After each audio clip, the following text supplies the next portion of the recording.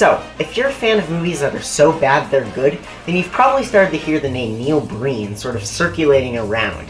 And that's because this guy, Neil Breen, he's a filmmaker, writer, editor, producer, director, actor, caterer, costumer. Anyway, Neil Breen, a man of many trades, has been circulating around the so bad it's good community because his movies have received a sort of surge in popularity. So, you know Tommy Wiseau, the guy who directed The Room, and not anything else. Or James Nguyen, who directed Birdemic, Shock and Terror, and then Birdemic, The Resurrection, which no one watched, me included. These movies are classics of the so bad they're good genre. They're movies that are so bad they're good. Movies that are just so wrong in every respect that they end up just being somehow oddly right. Birdemic, for instance, tries to be like Alfred Hitchcock's The Birds, or let's say Samurai Cop. Amir Shervin was trying to make Lethal Weapon, and clearly didn't work.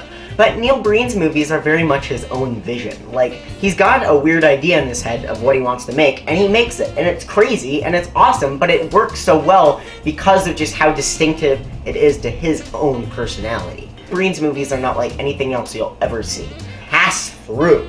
So, why is it called Pass Thru, you ask? Well, the answer actually is because, well, he can pass through time, he can pass through space. And if you've seen the trailer for this film, then you'll know that he is not of this earth. I am artificial intelligence from far into the future. I have taken on this human body in order to communicate with the humans. I can move from one time plane to another. And he's come back to cleanse the human race of the evil people harming the world. CEOs, investment bankers, global CEOs, politicians, world leaders. That's the evil people in the world, according to Neil Breen. Neil Breen's previous films, let's talk about those really quick. So, two of them I must admit, I have not seen.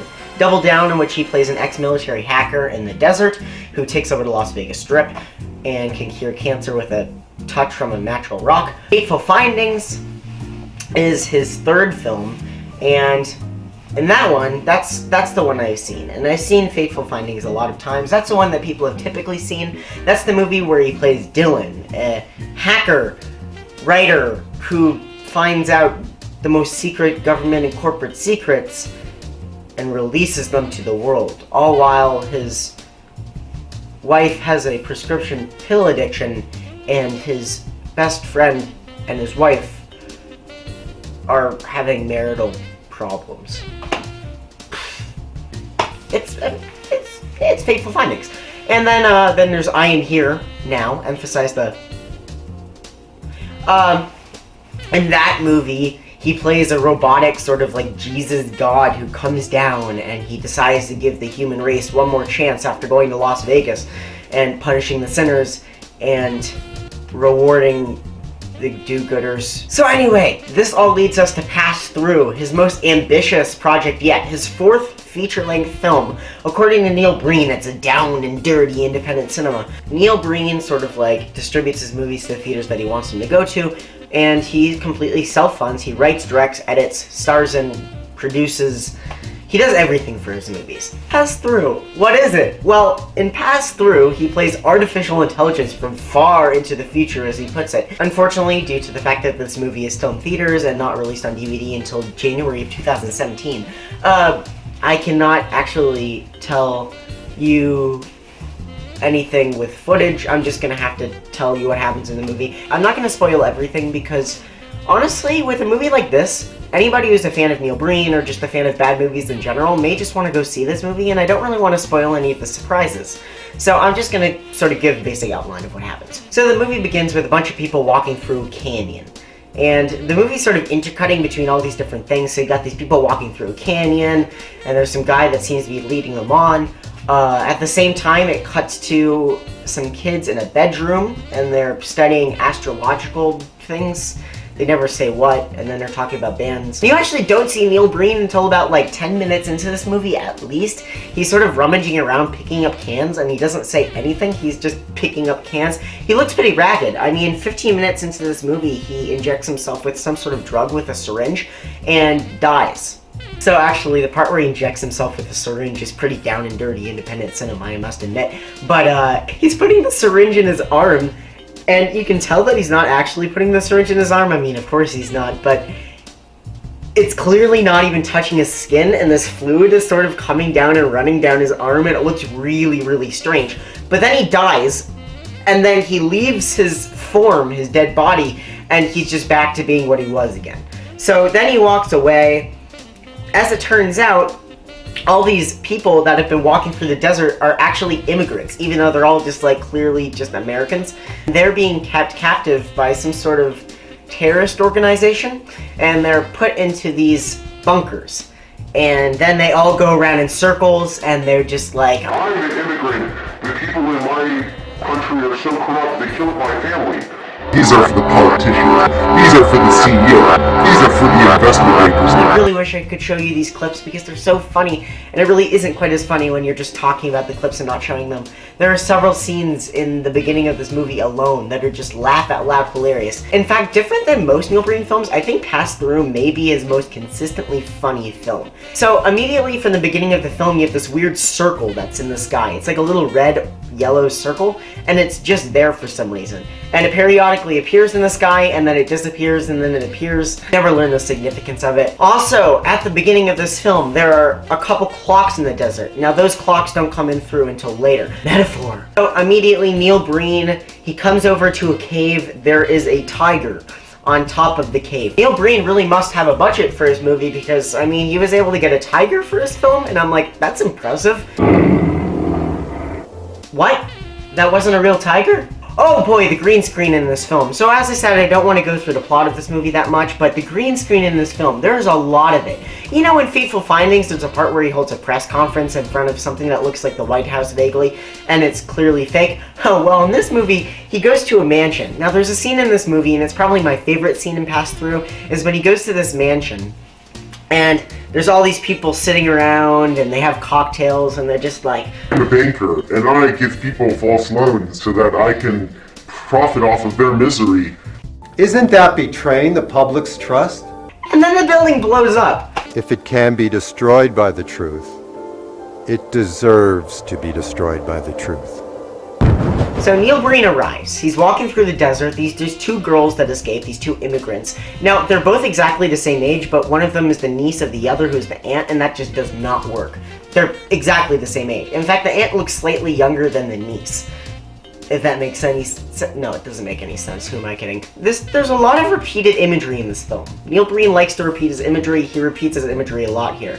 So, he comes up to the rock. He disappears. It cuts to this woman, and she's just like... And then basically after that, Neil Breen comes out and she's like, "You're a weird guy." And for some reason, this other woman really wants to kill him, and then she like hits him with a rock in the head, and then he gets back up and she's like, I'm sorry, I never want to hurt you. I'm gonna care for you now. Yeah, it doesn't make any sense.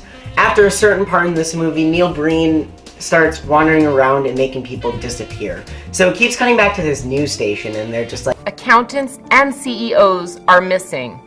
It's as if all the harmful people on Earth are disappearing. Neil Breen, who clearly purchased some sort of like drone camera for this movie, keeps having these long aerial shots where he's walking along cliffs, and then he has all these quotes from philosophers and authors like Carl Sagan, Stephen Hawking, and Siddhartha, the Buddha, for those of you that don't know. He's walking along these quotes, but these quotes make absolutely no sense in the context of the film because these quotes are taken entirely out of context from the source material.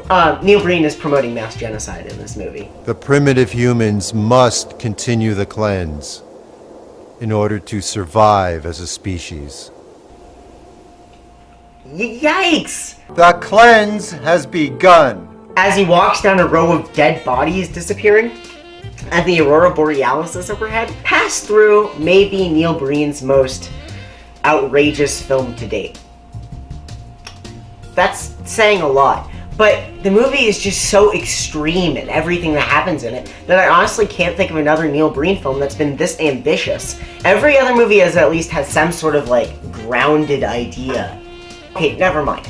It's basically just Neil Breen wandering around, quotes appearing overhead, people running around and yelling, and then Neil Breen walking through a row of dead bodies. There is one scene in this movie where he's like spinning around in the circle, and the camera pans out.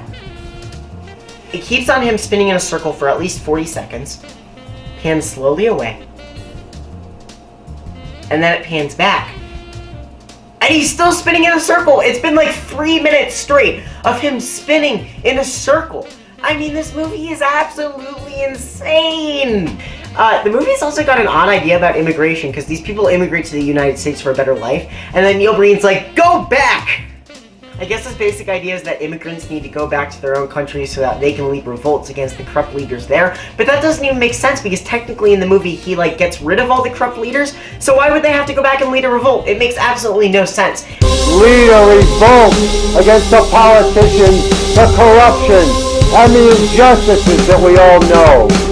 Neil Breen's new film, Pass Through, is just a host of just like ridiculous ideas. Ridiculous scenes, laugh out loud lines. Strongly suggest you go see this film. Please support Neil Breen. His movies are crazy. They're so bad, they're good. He's one of my favorite so bad they're good filmmakers, and honestly, one of the reasons that I really like Neil Breen is that he doesn't seem fazed by the fact that people think his movies are like god awful.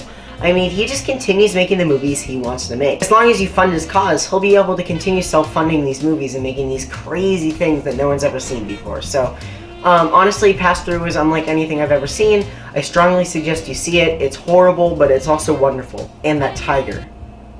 Pass Through. Pass Through by Neil Breen is a work of sheer Breenius. Yes, that's like genius in Neil Breen. You get what I did?